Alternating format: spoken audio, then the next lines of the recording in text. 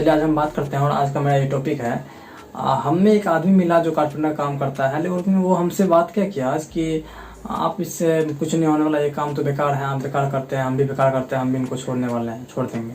हम बोले क्यों भाई, इसमें क्या कमी है जो आप इसको छोड़ने वाले हैं? तो उसका कहना था कि नहीं, इतना से कुछ नहीं होने वाला है, इससे ज़्यादा रुपया होना चाहिए तब हम कुछ कर पाएंगे, इतना बहुत कम रुपया हमको मिलता है, हम इसमें कैसे करेंगे गुजारा, कैसे बसर करेंगे, ये हमको बताइए।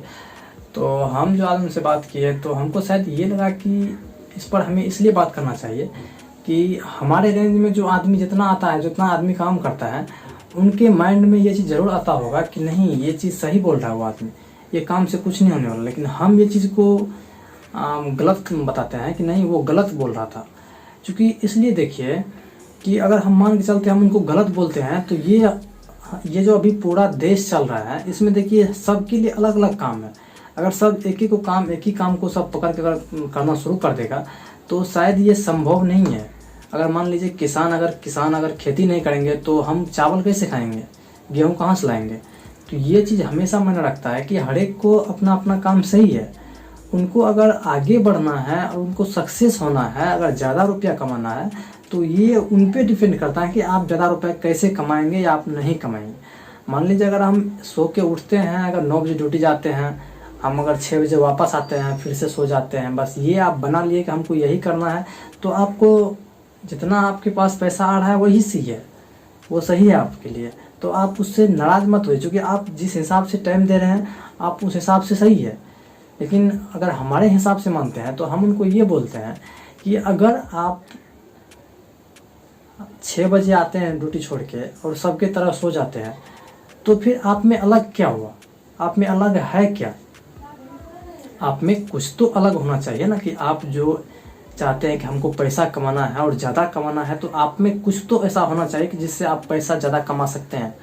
अगर आप नॉर्मली सबकी तरह सबके भीड़ में चलते हैं तो फिर तो आप जो कमा रहे हो वो ठीक है, लेकिन आपको अगर ज़्यादा पैसा कमाना है तो आपको उन सब से हट के रहना होगा। अगर वो 6 बजे आते हैं तो आपको 10 बजे तक आप इंतजार कीजिए, आप 10 बजे के बाद आइए, 9 बजे आइए, तब तक ये 3 घंटा चाहे आप वहाँ टाइम वेस्ट कीजिए या आप किसी चीज़ में दिमाग लगाइए जो आप काम करना चाहते हैं, तो आप इसमें आगे बढ़ सकते हैं।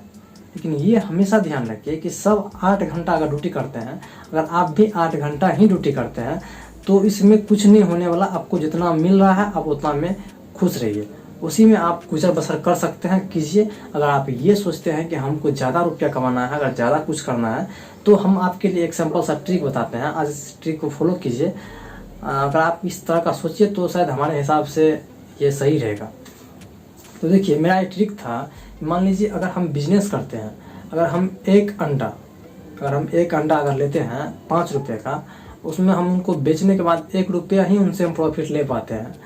तो अगर आप 1000 अंडा को सेल करते हैं पूरा दिन में, तो आपका 1000 रुपया बचत होता है। आप अब ये कहेंगे कि हम 1000 बेचेंगे कैसे बेचना है, ये आप अपना दिमाग लगाइए। अगर आप अपना दिमाग लगाएंगे तब तो आप आगे चल पाएंगे, बढ़ पाएंगे। हम आपको सिर्फ ये ट्रिक बता सकते हैं कि कैसे आप उनको बेचेंगे, कैसे सेल करेंगे, लेकिन हम आपके पास जाके हम सेल करने के लिए बता नहीं सकते हैं।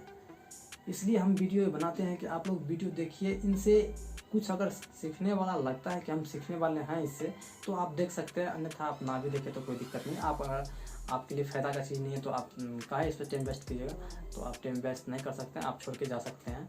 लेकिन आपको लगता है कि हमें यहाँ से कुछ मिलने वाला है नॉलेज, तो आप वीडियो को लास्ट तक देखिए। मेरा हर एक वीडियो कुछ ना कुछ उसमें खासियत होगा, आप देखिए। लेकिन हम थोड़ा कम वीडियो इधर डाले हैं क्योंकि टॉपिक भी चाहिए वीडियो बनाने के लिए, हम ये नहीं चाहते हैं कि असरा कचरा बना के भर दें। तो चलिए हम आज का बताते हैं कि मान लीजिए आप किसी सेठ के पास गए, उनको 2 अंडे का ऑमलेट चाहिए। अगर आप उनको 2 अंडे चाहिए तो आप उनसे इस तरह बात कीजिए, ऐसा बात कीजिए, उसको चाहे जिस तरह बात करना है आप बात कीजिए, लेकिन उनको 4 अंडा बेच दीजिए आप। अगर वो बोलता है 2 अंडे का ऑमलेट बना के रख दीजिए, तब वहाँ आप 3 बना के रख दीजिए।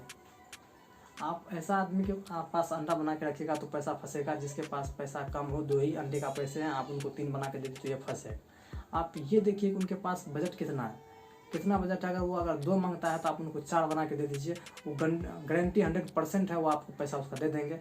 आप उनको किसी भी तरह से आप बात कीजिए, उनको मनाइए, तो इस तरह से आपका बिजनेस आगे बढ़ेगा। ऐसा नहीं है कि आप मतलब यहाँ लेके बैठ कर एक अंडा मांग रहा है आप एक दे रहे हैं, 2 मांग रहा है 2 दे रहे हैं, तो आप उसी भीड़ में चल रहे हैं ना। आपको आगे निकलना है तो आपको दिमाग लगाना होगा कि आपको कैसे करना है। एक सिंपल ट्रिक और समझिए, किसी दुकानदार के पास जाते हैं, अगर उनके पास 1 रुपये बचता है तो वो एक चॉकलेट दे देता है, चाहे 2 रुपये बचता हो तो भी एक चॉकलेट दे देता है। नहीं तो अगर आपको उनके पास 5 रुपया 10 रुपये बचता है तो बोलते हैं कि बताइए क्या लेना है। तो आप उनसे, वो ये नहीं चाहते कि हम उनको पैसा दें, वो ये चाहते हैं कि हम आपको वो जो आपका 1 रुपये चेंज बचा उसमें आपको कुछ सामान दे सकते हैं, आपको दे दे। वो हमेशा चाहता है कि उनको पैसा हम रिटर्न ना दे, अगर 5 से लेकर 1-2 रुपये तक बचा तो आपको सामान ही दे दे, क्योंकि वो सामान आपको चिपका देगा। तो फिर आप पैसे गया, उनके पास पैसे आ गए।